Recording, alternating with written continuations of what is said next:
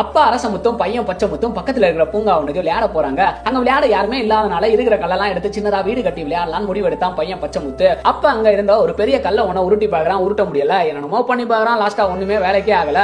But பக்கத்துல அவங்க அப்பா அரசமுத்து உட்காந்துட்டு இது எல்லாத்தையும் பொறுமையா வாட்ச் பண்ணிக்கிட்டே இருக்கிறாரு.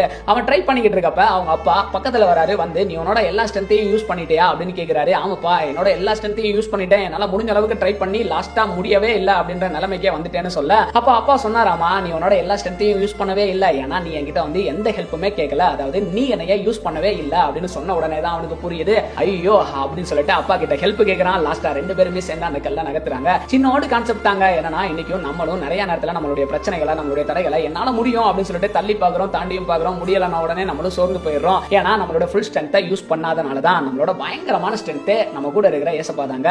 அவர்கிட்ட ஹெல்ப் கேளுங்க, அவரை யூஸ் பண்ணுங்க. நிச்சயமா எவ்வளவு பெரிய பிரச்சனையா இருந்தாலும் சால்வ் பண்ணிடலாம், தடையா இருந்தாலும் தாண்டிடலாம்.